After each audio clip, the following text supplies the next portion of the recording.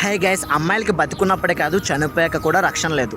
మనం కొన్ని సంవత్సరాలుగా చూసుకుంటే అప్పుడే పుట్టిన పిల్ల దగ్గర నుంచి 60 ఏళ్ల బామ్మ వరకు అందరి మీద రేపులు జరుగుతున్నాయి. అసలు ఏం జరిగిందంటే కర్ణాటకలో BRIMS అని ఒక మెడికల్ టీచింగ్ ఇన్స్టిట్యూట్ ఉంది. అందులో 5 సంవత్సరాలుగా అటెండర్గా పనిచేస్తున్నాడు మున్నీర్ అహ్మద్ అనే వ్యక్తి.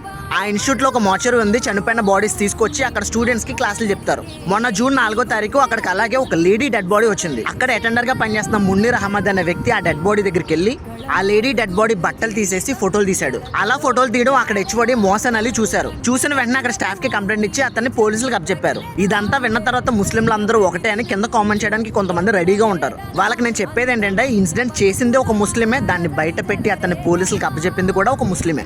ఒకరు చేసిన తప్పుకి మొత్తం రిలీజన్ ని తప్పు పట్టడం అస్సలు కరెక్ట్ కాదు. నేను ఎక్కువగా అమ్మాయిల గురించి, అమ్మాయిల ప్రాబ్లమ్స్ గురించి చెప్తున్నానని నన్ను పీరియడ్ స్టార్ అంటున్నారు, ఇంకేదో అంటున్నారు.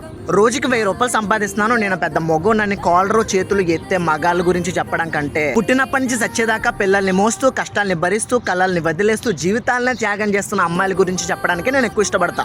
మొన్న జైపూర్ మోర్చరీలో ఒక లేడీ డెడ్ బాడీని ఇలానే రేప్ చేశారు. మొన్న బీహార్ మోర్చరీలో కూడా ఇలాంటి సంఘటన జరిగింది. చనిపోయిన అమ్మాయిలకి రక్షణ లేకపోతే బతికున్న అమ్మాయిలు ఏ ధైర్యంతో రోడ్డు మీద తిరుగుతారు? ఈ ఇన్సిడెంట్ మీద మీరేమనుకుంటున్నారో కింద కామెంట్ చేయండి. అండ్ ఇలాంటి ఇన్ఫర్మేషన్ వీడియోస్ నేను డైలీ అప్లోడ్ చేస్తాను. అవన్నీ మీరు మిస్ అవ్వకూడదు అనుకుంటే ఇప్పుడే మన అకౌంట్ని ఫాలో చేసి పెట్టుకోండి.